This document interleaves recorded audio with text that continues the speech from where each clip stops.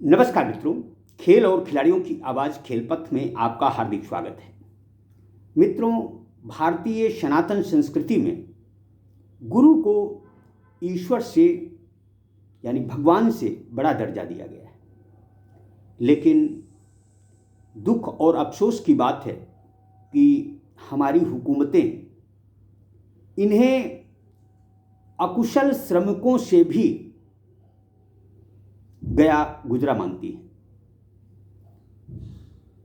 हमारी सरकारें शिक्षा और खेल के क्षेत्र में अकूत पैसा खर्च कर रही हैं, लेकिन यह पैसा उन शिक्षकों के जीवन में खुशहाली नहीं ला पा रहा है जो कि प्राथमिक स्तर पर बच्चों की बुनियाद को मजबूत करते हैं। उत्तर प्रदेश में निजी स्कूलों के शिक्षकों को ईपीएफ और जीवन बीमा की सुविधा देना अनिवार्य कर दिया गया है। पर्यटन मंत्री जयवीर सिंह के पत्र के बाद माध्यमिक शिक्षा विभाग ने सख्ती दिखाना शुरू कर दिया है। जिस तरह की कवायद प्रदेश सरकार कर रही है, उसके क्या निहितार्थ होंगे कुछ नहीं कह सकते। एक तरफ योगी आदित्यनाथ सरकार शिक्षा मित्रों, अनुदेशकों के पेट पर लात मार रही है, तो दूसरी तरफ निजी स्कूलों पर कड़ाई कर क्या साबित करना चाहती है, यह वही जाने। देखा जाए तो उत्तर प्रदेश में कुशल श्रमिकों का वेतन 13,186 रुपया है, लेकिन शिक्षा मित्र को 10,000 तथा अनुदेशक को 9,000 रुपये मासिक मानदेय मिलता है। सरकार स्वयं की विवेचना करे, उसके बाद निजी स्कूलों पर नज़र डाले तो ज़्यादा बेहतर होगा। यह सिर्फ उत्तर प्रदेश का ही हाल नहीं है, मध्य प्रदेश में भी शिक्षकों की स्थिति कतई संतोषजनक नहीं है। मध्य प्रदेश में अकुशल श्रमिक को 11,800 रुपया, अर्धकुशल को 12,796 रुपया, कुशल श्रमिक को 14,519 रुपया तथा उच्च कुशल को 16,144 रुपये मासिक मानदेय मिलता है। लेकिन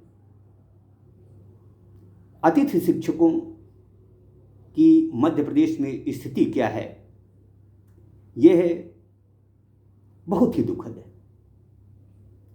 बिहार की बात करें तो बिहार में अकुशल श्रमिक को 10,088 रुपये, अर्धकुशल को 10,478 रुपया, कुशल श्रमिक को 12,466 रुपया तथा उच्च कुशल श्रमिक को 15,600 रुपया देने का प्रावधान है। लेकिन सरकार शिक्षकों को अकुशल श्रमिक से भी कम मानदेय दे रही है। बिहार में सहायक शिक्षा एवं स्वास्थ्य अनुदेशकों का वेतन सिर्फ 8,000 रुपये है।